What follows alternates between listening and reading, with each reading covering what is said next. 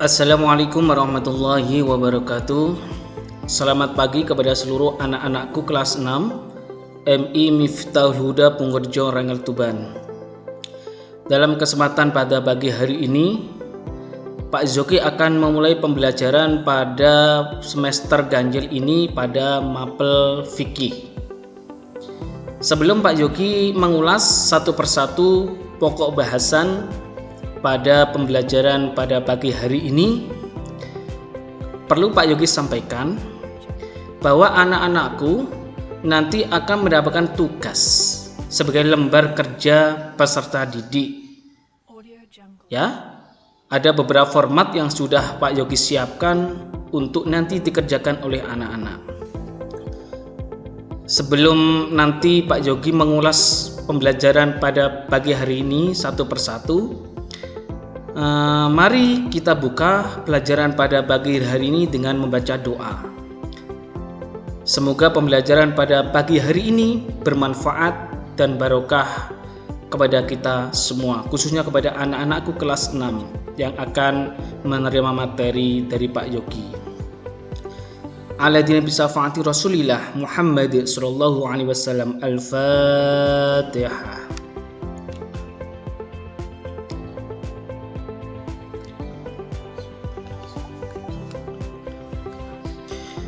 Amin amin ya rabbal alamin. Anak-anakku untuk dipersiapkan pada pembelajaran pada pagi hari ini, yaitu berupa buku, buku tulis, ballpoint, untuk mencatat apa yang penting dari pembelajaran pada pagi hari ini sebagai bahan untuk mengerjakan lembar kerja peserta didik yang akan Pak Yogi sampaikan pada akhir sesi ini. Langsung saja ke anak-anakku, pembelajaran pada pagi hari ini pada bab yang selanjutnya, yaitu bab tentang binatang halal dan haram. Perlu anak-anakku ketahui tentang pengertian binatang halal terlebih dahulu. Nanti setelah ini, nanti Pak juga akan ulas secara tuntas tentang binatang yang haram. Yang pertama, pengertian tentang binatang halal, yang adalah semua jenis binatang yang boleh dimakan oleh umat Islam menurut ketentuan agama. Jadi semua binatang yang sudah ditentukan oleh syariat Islam itu jelas-jelas merupakan binatang yang halal, maka boleh kita konsumsi atau boleh kita makan. Karena kenapa kita dianjurkan untuk memakan binatang yang halal menurut ketentuan agama? Yang pertama, karena membawa manfaat positif bagi tubuh manusia. Ini merupakan salah satu dari manfaat kenapa kita dianjurkan untuk makan binatang yang halal yang dianjurkan oleh agama Islam. Nah, juga diatur di dalam Al-Quran dan hadis, sehingga Allah dan Islam menganjurkan untuk makan binatang yang halal. Selanjutnya anak-anakku, perlu anakku ketahui binatang halal itu jenisnya apa saja sih? Yaitu yang pertama, kelompok binatang ternak yang halal yang hidupnya di darat. Ya, binatang ternak itu artinya apa? Binatang yang melahirkan notabene ya. Jadi binatang yang melahirkan yang hidup di darat itu kemungkinan besar itu salah satu dari binatang yang boleh dimakan, yaitu kategori binatang halal. Ya, yang kedua, binatang yang hidup di air. Artinya apa? Seluruh binatang yang hidup di air itu hukumnya binatang itu halal untuk dikonsumsi oleh manusia, menjadi kategori binatang halal. Kemudian yang ketiga, binatang unggas seperti itik, bebek, seperti ayam itu masuk binatang unggas, jelas boleh dimakan. Kemudian yang keempat, bangkai. Ternyata bangkai itu juga ada yang boleh dimakan ya. Karena seluruhnya binatang itu bangkai itu tidak semuanya haram. Ada dua bangkai binatang yang boleh dimakan, yaitu binatang ikan dan belalang. Nah, ini jenis-jenis binatang halal ya anakku, perlu anakku ketahui ya, yang boleh dikonsumsi oleh manusia. Nah, ini contoh-contoh jenis binatang halal. Nah, ini gambar-gambarnya anak-anakku yang perlu anakku ketahui. Nah, ini ada sapi, ada ayam, ada kambing, ada bebek, ada ikan, ada kelinci. Nah, ini semua masuk ke dalam kategori binatang halal. Nah, ini anakku harus diperhatikan karena ini akan menjadi lembar kerja dari siswa. Apa sih lembar kerja itu? Nah, nanti Pak Yogi akan jelaskan setelah ini. Kemudian, nah jenisnya sudah ya. Kemudian ketika binatang itu dikatakan halal, itu harus disembelih dengan cara yang halal juga. Nah, apa sih rukun-rukun menyembelih hewan itu atau binatang itu? Yaitu yang pertama ada orang yang menyembelih. Kalau di sini pasti kita menyuruh Mbah Mudin ya untuk menyembelih binatang. Ya, kemudian yang kedua ada binatang yang disembelih, ada yang menyembelih, ada binatang yang disembelih. Seumpama seorang mudin itu menyembelih ayam, berarti ayam itu termasuk bagian binatang yang disembelih. Kemudian yang ketiga memakai alat-alat. Nah, alat-alat yang sudah diketentukan oleh syariat Islam yang boleh itu adalah alat yang tajam, tidak boleh alat yang tumpul, karena alat yang tumpul itu kemungkinan besar akan menyiksa hewan. Itu tidak diperbolehkan dalam syariat Islam. Kemudian yang keempat, ketika kita ingin menyembelih seekor hewan yang kategorinya hewan itu adalah hewan atau binatang halal, maka harus dimulai dengan membaca Bismillahirrahmanirrahim. Ini rukun ya, ini tidak boleh ditinggal. Jadi ada orang yang menyembelih, ada yang disembelih, ada alat untuk menyembelih ya. Kemudian yang keempat harus mengucapkan lafadz Allah ketika ingin menyembelih binatang tersebut. Kemudian yang selanjutnya ya anakku, setelah tadi kita mengetahui tentang rukun-rukun menyembelih hewan, kemudian syarat-syarat menyembelih hewan itu apa saja sih? Atau syarat-syarat menyembelih binatang apa saja sih? Yaitu yang pertama, penyembelihan harus orang muslim ya, harus orang Islam. Jadi selain orang Islam ketika menyembelih binatang, berarti binatang itu tidak halal. Kemudian yang kedua, binatang yang disembelih diisyaratkan harus binatang yang betul-betul halal menurut syariat Islam. Kemudian yang ketiga, ketika kita menyembelih binatang, yang perlu kita sembelih urat nadi atau urat dari leher seorang binatang atau seekor binatang itu harus dalam keadaan terputus. Nah, ini hati-hati ya anak-anakku, ketika nanti kalian sudah besar disuruh untuk menyembelih ayam oleh ibu atau bapaknya, harus putus urat lehernya. Nah, ini perlu. Kadang ini tidak putus, berarti hewan itu menjadi binatang hewan itu menjadi hewan yang haram. Ini perhatikan syarat-syaratnya ya. Kemudian yang keempat, hewan yang disembelih masih hidup atau halal dimakan. Nah, artinya hidup di sini apa? Jadi hewan ini betul-betul hidup, tidak boleh binatang yang mati. Karena kenapa? Karena binatang yang sudah mati itu dalam keadaan apapun sudah menjadi bangkai ketika tidak disembelih secara syar'i. Kemudian binatang yang disembelih harus binatang itu betul-betul binatang halal untuk dimakan, seperti sapi, kambing kan binatang halal. Ketika kita sembelih dengan ketentuan syarat penyembelihan yang betul, menjadi binatang yang halal. Kemudian yang kelima, memakai alat penyembelihan harus tajam. Ini tadi yang dijelaskan oleh Pak Yogi ya. Jadi ketika kita menyembelih hewan, menyembelih binatang yang sudah halal, harus memakai alat yang tajam, pisau yang tajam, tidak boleh tumpul ya. Kenapa alasannya? Karena ketika kita menyembelih binatang yang halal, memakai alat yang tumpul itu akan merugikan atau malah menyiksa hewan tersebut. Ini syarat-syaratnya ya. Kemudian hikmahnya kenapa kita itu disuruh untuk memakan binatang yang halal, tidak haram. Hikmahnya seperti ini, yaitu yang pertama, meningkatkan ketakwaan kita kepada Allah. Jadi ketika kita menyembelih atau mengkonsumsi binatang yang halal, yang disembelih sesuai dengan syariat Islam, otomatis binatang itu menjadi halal. Dan ketika kita makan binatang halal, itu menunjukkan kita takwa kepada Allah karena melaksanakan perintah-perintah Allah. Itu ya. Kemudian yang kedua, meningkatkan rasa syukur kepada Allah. Itu ya. Jadi berhasil. Kemudian yang ketiga, berhasil memelihara diri dari lahir dan batin. Artinya apa?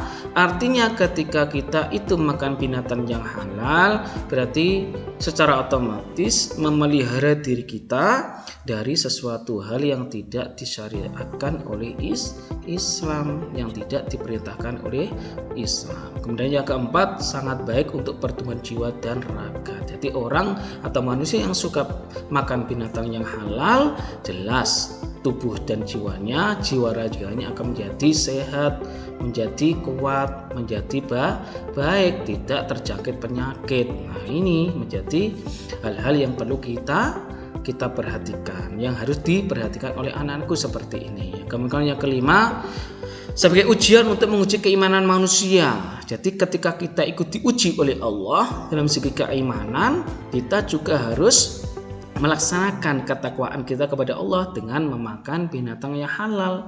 Berarti ketika kita makan binatang yang halal, berarti iman kita menjadi iman yang kuat. Nah, ini ujian ya. Apakah orang ini iman yang kuat atau tidak? Nah, itu okay. Ini tadi ulasan tentang binatang yang halal. Kemudian yang kedua, binatang haram. Apa sih binatang haram itu? Yaitu binatang yang merupakan kebalikan dari binatang yang halal, yaitu binatang yang tidak boleh dimakan atau dikonsumsi oleh kita sebagai manusia karena diharamkan oleh Allah. Nah, Allah telah mengharamkan hewan itu, secara otomatis hewan itu tidak boleh dimakan atau dikonsumsi. Alasannya apa sih? Allah mengharamkan hewan haram atau memakan hewan yang haram karena berpengaruh buruk terhadap jiwa dan raga manusia. Karena orang yang suka makan binatang haram itu akan merusak tubuh, akan membahayakan tubuh manusia itu sendiri. Kemudian jenis-jenis binatang haram, yaitu yang pertama, tadi sudah jelaskan tentang pengertian. Kemudian sekarang adalah binatang haram itu jenisnya apa saja, ya anak-anak ketahui. Yaitu yang pertama, bangkai binatang darat kecuali belalang. Contohnya gini nggih. Contohnya ada ayam yang tertabrak motor di jalan raya. Secara otomatis ayam itu tidak disembelih secara syar'i kan, karena dia itu mati dengan ditabrak motor. Berarti ayam itu menjadi bangkai. Kecuali bangkai belalang ya, walaupun matinya dengan sendirinya tanpa disembelih tetap belalang itu halal. Itu nggih, anak-anakku harus diketahui. Kemudian yang kedua, darah itu kecuali hati dan limpa. Jadi semua darah itu hukumnya haram, tidak boleh dimakan kecuali hati dan limpa. Kemudian daging babi dan semua bagian dari hewan babi. Jadi semua jenis hewan yang berhubungan tentang babi itu jelas-jelas haram, di dalam Al-Quran sudah dijelaskan. Kemudian selanjutnya binatang yang disembelih tanpa menyebut nama Allah. Nah, ini tadi ya penjelasan dari Pak Yuki tentang syarat-syarat menyembelih hewan. Salah satunya adalah harus menyebut nama Allah atau membaca bismillah. Nah, ketika hewan itu disembelih tanpa membaca bismillah, jelas menjadi jenis-jenis binatang yang haram. Kemudian binatang yang mati dicekik itu juga tidak boleh. Kemudian binatang yang hidup di dua alam seperti kodok, seperti katak, itu juga tidak diperbolehkan menurut syariat untuk dimakan, haram hukumnya. Kemudian binatang yang mati karena jatuh, itu juga. Karena kenapa? Karena yang tadi tidak disembelih secara syar'i, tidak disembelih dengan asma Allah, karena jatuh dengan sudah menjadi bangkai. Kemudian binatang yang mati karena ditanduk binatang lain. Ada seekor sapi yang ditanduk oleh sapi yang lain karena bertengkar sehingga menjadikan sapi itu meninggal, berarti sapi itu menjadi bangkai, tidak boleh dimakan oleh manusia. Kemudian binatang yang mati karena dimakan binatang buas. Kemudian ada dimakan oleh harimau, macan di hutan. Nah, itu juga tidak diperbolehkan untuk dimakan. Kemudian binatang yang diperintahkan untuk membunuhnya, artinya apa? Binatang yang karena binatang merusak tanaman manusia atau merusak tanaman petani ya, sehingga binatang itu boleh dibunuh karena merusak ya habitat atau merusak ekosistem manusia. Kemudian binatang yang dilarang untuk membunuhnya. Kemudian binatang yang bertaring ya, karena binatang buas. Ada harimau memakan kambing, berarti kambing yang dimakan oleh harimau kondisi meninggal maka menjadi bangkai sehingga tidak boleh dimakan. Apalagi binatang itu menjadi binatang yang punya taring otomatis ya. Kemudian binatangnya bertaring, ya, burung yang bercakar atau punya kuku yang tajam. Kemudian binatang yang menjijikkan karena termasuk binatang yang buruk atau kotor seperti babi. Kenapa kok alasannya babi itu diharamkan oleh Allah? Karena selain menjijikkan juga mengandung cacing-cacing yang bisa merusak tubuh manusia. Nah, itu jenis-jenis binatang yang haram ya anakku. Kemudian selanjutnya, nah ini jenis-jenis binatang haram ya, gambar-gambarnya anakku harus tahu. Nah, ini juga akan menjadi lembar jawaban anakku nanti untuk mengerjakan lembar jawaban peserta didik yang akan disampaikan oleh Pak Yiku pada sesi yang terakhir. Nah, ini ya binatang haram, tidak boleh dimakan ya. Tapi ada salah satu gambar di sini yaitu kuda, itu ada yang mengatakan termasuk binatang yang halal. Ya, zebra itu ada beberapa khilafah dari para ulama. Nah, ini harus tahu anak-anakku ya, nama binatang yang diharamkan. Ini harus diketahui nanti, harus diperhatikan. Kemudian langkah-langkah untuk menghindari makanan haram atau menghindari binatang haram ya. Yang pertama, kita harus selektif. Harus hati-hati dalam memilih binatang yang akan kita makan ya. Apakah binatang ini bagian dari binatang yang halal ataukah ini merupakan binatang yang haram. Kemudian yang kedua, waspada terhadap makanan yang tersumber dari binatang ya. Ini hati-hati anak-anakku ya. Jadi ketika membeli sesuatu makanan di warung maupun di manapun anak-anak berada, menginginkan makanan apapun harus dihati-hati. Contohnya kita membeli bakso terbuat dari pentonnya terbuat dari daging. Nah, dagingnya harus diperhatikan, diwaspadai apakah ini betul-betul daging itu dari binatang yang halal atau tersumber dari binatang yang haram.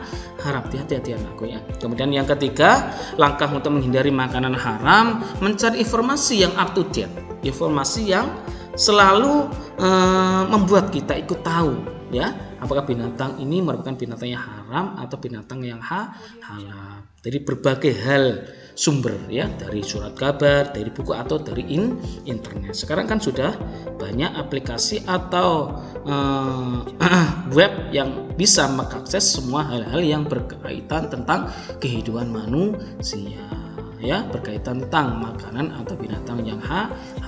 Nah, ini kenapa toh kita itu dilarang untuk makan binatang yang haram? Yaitu yang pertama, karena akan menjauhkan diri kita dari rahmat Allah.